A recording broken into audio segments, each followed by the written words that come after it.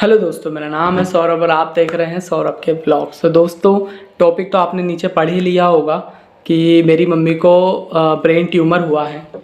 तो दोस्तों, फ़िलहाल तो उनका ऑपरेशन हो चुका है। तो अभी फिर मतलब ठीक है फ़िलहाल तो। बट दोस्तों, मैं इस चीज़ से कुछ अपनी लाइफ का एक्सपीरियंस बताना चाहता हूँ। उनके साथ जो भी प्रॉब्लम हुई है वो मैं आपसे शेयर करना चाहता हूँ, ताकि ये चीज़ें किसी के साथ ना हो, ताकि ये चीज़ें किसी को इफ़ेक्ट ना करे, उनकी लाइफ को इफ़ेक्ट ना करे, उनकी लाइफ को बर्बाद ना करे। तो दोस्तों, जो भी मैं आपको अपनी लाइफ में मेरी मम्मी के साथ जो हुआ है उसके बारे में मैं आपको बताना चाहता हूँ, ताकि ये किसी की भी साथ ना हो। तो दोस्तों, आप मेरी बात को सुनोगे, प्लीज़ सुन लेना। और अगर जो कोई भी इस प्रॉब्लम से गुजर रहा है तो उसकी हेल्प करिए दोस्तों। तो कम से कम आज से लगभग 5 या 6 साल पुरानी बात है। मम्मी जब ऐसा कुछ काम कर रही थी घर पे, किचन टॉयलेट वगैरह में, तो एक्चुअली क्या है, वो जब कपड़ा वगैरह कुछ धो रही थी तो एकदम से उनके सिर पे यहाँ पर एकदम सेंटर पॉइंट पे तो उनको नल लग गया था। नल यहाँ पर लग गया था। तो उसी बीच में उनको तब तो एकदम रियलाइज़ नहीं हुआ, हल्का सा दर्द हुआ था बस, पेन। आज से कम से कम 5 या 6 ईयर्स ओल्ड, मतलब 5 साल पहले। तो दोस्तों, तब उन्होंने इतना ज़्यादा वो देखा नहीं कि ज़्यादा लगी या नहीं, बट उनको बहुत ही ज़ोर से लगी थी। तो आप समझ सकते हो कि सिर पे चोट लगना मतलब बहुत दिक्कत वाली बात है। तो दोस्तों, कम से कम उसके बाद जैसे जैसे उनके अंदर, उनकी बाहर से तो कोई दिक्कत नहीं थी, बट उनके अंदर से चोट लगी थी, वो अंदरूनी चोट जिसको कहते हैं। तो जैसे जैसे समय निकलता गया, बीतता गया, तो उनको प्रॉब्लम होने लगी। लाइक उनको ना हेडेक होने लगा, उनको सिर में दर्द होने लगा, बट वो समझ नहीं पा रही थी उनके साथ क्या हो रहा था। तो और सबसे बड़ी दिक्कत की बात ये थी, मैं आगे बताता हूँ आपको क्या दिक्कत हुई। और फिर जैसे जैसे दिन निकलते गए तो उनको ऐसे नॉर्मली चक्कर आने लगे, नॉर्मली हेडेक होने लगा। तो उन्होंने डॉक्टर को ना दिखाते हुए उन्होंने क्या किया कि उन्होंने डिस्प्रिन वगैरह जो आती है, पैरासीटामोल, डिस्प्रिन हेडेक की, तो वो लेते रही। तो ये सभी चीज़ों के कारण से उनमें काफ़ी प्रॉब्लम होती गई उनको। और तब जैसे मेडिसिन वगैरह ले लेते थे तो तब तो ठीक लगता था उनको, बट उसके बाद उनको काफ़ी प्रॉब्लम होती थी। तो दोस्तों, फिर थोड़ा आगे चलते गए, थोड़े और दिन निकल गए, तो उनको फिर ये प्रॉब्लम हुई कि एकदम से उनको चक्कर आ गया, बिल्कुल चक्कर आ गए, तो एकदम से बेहोश टाइप के होने लगे थे। और फिर हमने डॉक्टर से काफ़ी फिर दिक्कत हुई थी। तो फिर जब भी हमने बिल्कुल भी ध्यान नहीं दिया, तो फिर उसके बाद ये हुआ कि उनकी जो एक आँख थी तो वो बिल्कुल ब्लैंक हो गई थी ऑटोमेटिक। मतलब एक आँख से उनको बिल्कुल भी नहीं दिख रहा था। उस ब्रेन के मतलब जो चोट लगी थी, उस चोट को बिल्कुल नज़रअंदाज कर दिया हमने, और उस पर बिल्कुल भी ध्यान नहीं दिया। तो उनकी एक आँख बिल्कुल चली गई, मतलब अभी भी नहीं है, बिल्कुल भी नहीं दिखता उनको अभी भी। तो दोस्तों, वहाँ से शुरुआत हुई थी इस चीज़ की, कि असर होना चालू हो गया था कि उनके यहाँ से मतलब एक आँख बिल्कुल भी नहीं दिखता था उस आँख से। तो दोस्तों, फिर हमने काफ़ी ट्रीटमेंट किया, मतलब बहुत जगह से, मतलब हमें लगा कि आँखों में प्रॉब्लम है। आँखों में उनको दिख नहीं रहा है, उनकी आँखें बिल्कुल लाल हो गई है, दोनों आँखें लाल होते जा रही थी बिल्कुल। कुछ समझ में नहीं आ रहा था कहीं मतलब सबसे बड़ा जो शंकर नेत्रालय अपना चेन्नई में जो आईज स्पेशलिस्ट हैगा हॉस्पिटल, वहाँ पर तक हम गए, वहाँ पर भी कम से कम बहुत खर्चा हो गया। बट वहाँ के जो स्पेशल डॉक्टर थे उनको तक इस चीज़ के बारे में नहीं पता चला कि उनकी आँखों में प्रॉब्लम नहीं थी, उनके ब्रेन में प्रॉब्लम थी। तो दोस्तों, ऐसी ही लापरवाही करते गए और समय निकलते गया तो उनकी आँखों पे बिल्कुल असर हो गया, तो वो आँख बिल्कुल चली गई थी। और फिर आगे आगे बढ़ते गए तो फिर उनकी दूसरी आँख पे भी असर होने लगा। तो तभी फिर यहाँ भोपाल में भी बहुत सारे डॉक्टर्स को दिखाया, मतलब ऐसा कोई डॉक्टर नहीं देखा यार कि जिसको नहीं दिखाया, सभी जगह सभी लोगों को हमने दिखाया। और फिर तभी जाके फिर हमारे एक परिचित थे गांव में, तो वो हमारे बाबा जी हैं, तो उन्होंने हमें बताया कि भाई यहाँ पर एक डॉक्टर है, तो उनसे आके संपर्क करो। तो फिर वहाँ से हमें पता चला कि इनको आँखों में कोई प्रॉब्लम नहीं थी, इनके ब्रेन में जो चोट लगी थी तो वो चोट एक ट्यूमर टाइप से बन गई है, मतलब ब्रेन जो ट्यूमर उसको कहते हैं, तो उस टाइप में उसका रूप ले लिया है। तो फिर हम भोपाल आए, भोपाल आने के बाद कुछ डॉक्टर से तो उनसे हमने संपर्क लिया, फिर फिर उनके MRI वगैरह पूरा किया, CT स्कैन किया। तो दोस्तों उस MRI करवाने के बाद ही हमें पता चला कि उनको ब्रेन ट्यूमर है। तो यहाँ पर भोपाल में सबसे बड़ा जो बंसल हॉस्पिटल है, वहाँ पर हमने डॉक्टर नितिन गर्ग जो सर हैं, तो उनसे हमने संपर्क किया। तो उन्होंने जब पूरा चेकअप किया, जब सब कुछ किया, तो उसके बाद उन्होंने कहा कि इनकी एक आँख तो वैसे चली गई है, तो उससे तो नहीं दिखेगा इन्हें, बट हम दूसरी आँख बचा सकते हैं और ये ट्यूमर भी ख़त्म हो सकता है। तो दोस्तों जब फर्स्ट ऑपरेशन जब हुआ था, उनका ऑपरेशन हो चुका था, तो फर्स्ट ऑपरेशन जब हुआ उनका, तो तब तो वो मतलब बिल्कुल ठीक थी और नॉर्मल थी। और फिर ऑपरेशन उनका सक्सेसफुल रहा, बढ़िया था और एकदम मतलब ऑपरेशन तो हो गया था। तो उसके बाद उन्होंने काफ़ी मेजर चीज़ें बताई थी हमें कि किस चीज़ का ध्यान रखना चाहिए। बट दोस्तों बहुत बड़ी गलती हो गई हमसे कि उसका ध्यान नहीं रखा गया। तो जैसे जैसे हमने दिन आगे निकलते गए, तो फिर उसके बाद एक्चुअली क्या है कि ऑपरेशन के बाद जैसे छुट्टी होके घर आ गए, तो हमने मेडिसिन वगैरह भी टाइम पर ले रहे थे, तो बट उसके बाद वो भी बंद कर दी उन्होंने। मुझे भी नहीं बताया, घर वालों ने, मम्मी ने और पापा की आपस की बात थी, जो भी थी, फाइनेंशियल कंडीशन भी ठीक नहीं चल रही थी उस वक्त।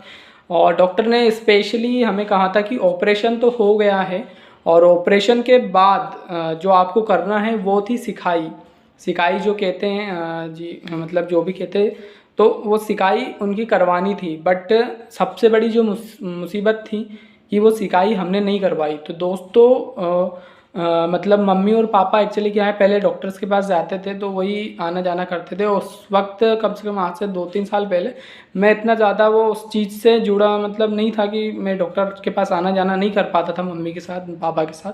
तो दोस्तों तब उनको डॉक्टर ने उनसे कहा था कि भाई आपने ऑपरेशन करवा लिया है, तो अब आप सिकाई भी करवाइए इस चीज़ की, और उससे ये चीज़ जड़ से ख़त्म हो जाएगी। तो बट दोस्तों लोगों की बातें सुन सुन के, जैसे किसी ने ये बोल दिया कि भाई ये सिकाई मत करवाना, बाल ख़राब हो जाएंगे, कि भाई सिकाई मत करवाना, काले पड़ जाओगे, कि भाई सिकाई मत करवाना, ये हो जाओगे, मर जाओगे, पता नहीं दुनिया भर का ऐसे लोगों ने उनको बलगरा दिया कि मतलब कुछ कुछ बोल बोल के, कि जिस वजह से वो तो डर गए। और ऊपर से सबसे बड़ी बात तो ये हुई दोस्तों कि उन्होंने घर पे नहीं बताया। उन्होंने मम्मी पापा ने मेरे ना उन्होंने अपने फैमिली मेम्बर से शेयर की इस बात को, ना मुझसे शेयर करी, ना किसी से भी इस बात को शेयर करी। तो दोस्तों सबसे बड़ा जो लॉस था हमारा वहाँ से ही स्टार्ट हुआ था दोस्तों, सबसे बड़ा जो लॉस मम्मी की प्रॉब्लम का। तो दोस्तों यही सबसे बड़ा लॉस था।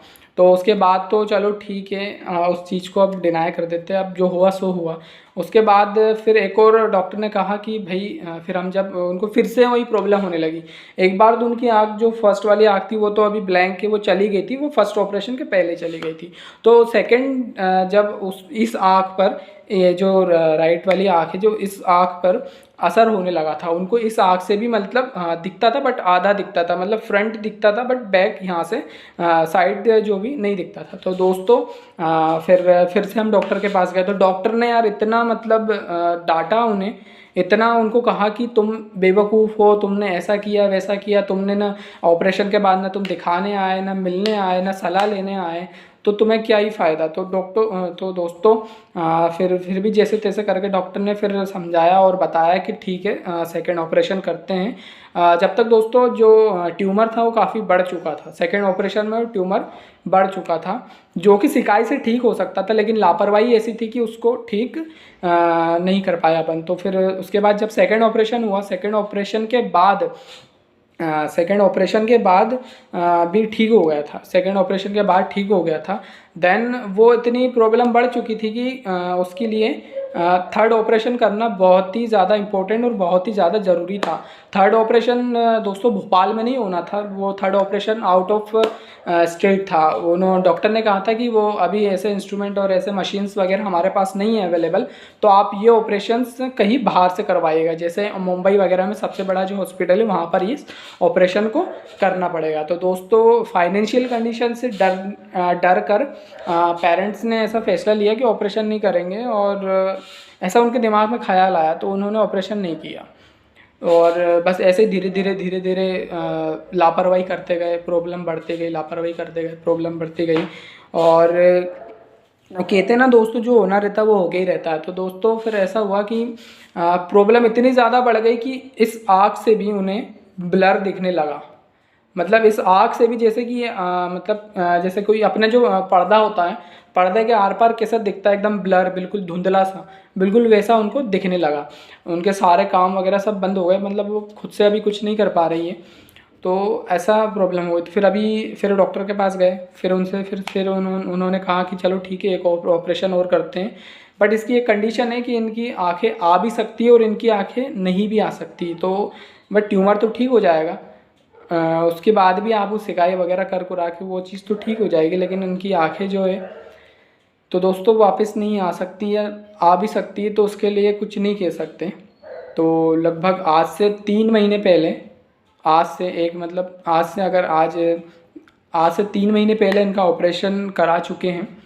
और दोस्तों उनकी आंखें, मतलब आँख चली गई हैं, उनको ना इस आँख से दिखता है ना इस आँख से दिखता है। सबसे बड़ा नुकसान मेरी ज़िंदगी का दोस्तों, मैं अपने मम्मी के लिए कुछ भी नहीं कर पाया हो यार, सीरियसली।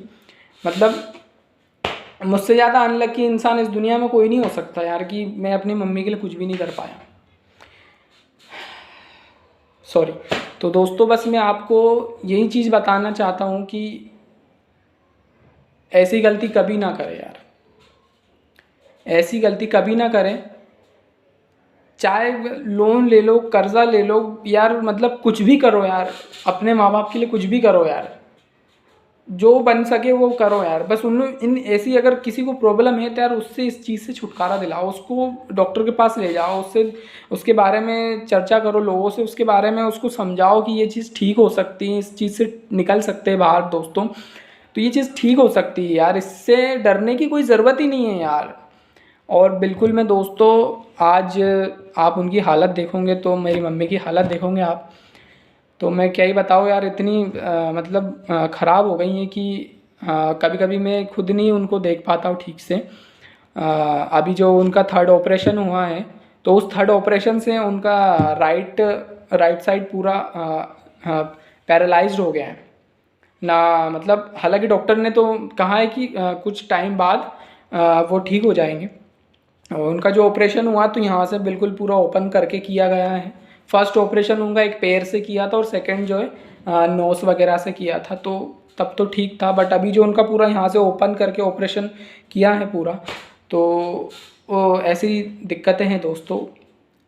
कोशिश करता हूँ यार कि किसी को ये चीज़ ना हो, और मेरा ये स्टोरी बताने का यही मकसद है दोस्तों कि इस चीज़ से किसी को प्रॉब्लम ना हो यार, इस चीज़ से कोई गुजरे ना यार। जो मुझ पे बीती ना दोस्तों, मैं सीरियसली बता नहीं सकता कि मैं क्या बताऊँ कि मैं क्या चीज़ मैंने झेली है यार दोस्तों। आईसीयू में मैं अकेला, मतलब यार मम्मी के पास था। मतलब यार एक एक दिन मेरा कैसे कटा है। सुबह 9 बजे से ऑपरेशन चालू हुआ था मम्मी का, लास्ट ऑपरेशन, थर्ड ऑपरेशन सुबह 9 बजे से जब स्टार्ट हुआ था, शाम के 6-7 बज गए थे तब तक वो ऑपरेशन चला था दोस्तों। एक एक मिनट मेरे लिए इतना कीमती था, इतना इम्पोर्टेंट था, मैं आपको बिल्कुल नहीं बता सकता। अभी अगर मैं आपसे ज़्यादा बात करूँगा तो सीरियसली मैं रो दूँगा। तो दोस्तों ऐसी ऐसी छोटी छोटी चीज़ें ही तो होती है जो लापरवाही का कारण इतना बड़ा बन सकती है दोस्तों, कि मैं क्या बताऊँ। तो दोस्तों मैं बस इतनी सी बात आपको कहना चाहता हूँ, हाथ जोड़ के विनती है कि आपको कहीं पर भी, आपको सिर में, हाथ में, कहीं पर भी आपको चोट लगे या किसी भी चीज़ की आपको दिक्कत हो रही हो, सीने में या किसी भी चीज़ की, या किसी और को, मम्मी को, अंकल को, आंटी को, चाचा को, चाची को, दादा को, दादी को, किसी को भी यार, छोटे से बच्चे को भी, तो दोस्तों उनका ख्याल रखें और तुरंत उस चीज़ का इलाज शुरू करवा दें यार। अरे यार प्राइवेट डॉक्टर्स के पास नहीं जा सकते तो दोस्तों सरकारी के पास जाओ यार, सारी चीज़ें अवेलेबल है यार। बस उस चीज़ को टालो मत यार, उस चीज़ को टालो मत। अगर आपने इस चीज़ को टाल दिया ना दोस्तों, आज यार मेरी मम्मी मेरे पास तो है, बट लेकिन उनकी आंखें नहीं हैं उनके पास। तो दोस्तों फिर भी मैं बहुत कोशिश करूँगा कि अच्छे से अच्छा इलाज उनका करवाऊँगा, कि ताकि उनकी आंखें लौट के आ सके। दोस्तों प्लीज़ प्रेयर करना मेरी मम्मी के लिए कि उनकी आंखें आ जाए वापस।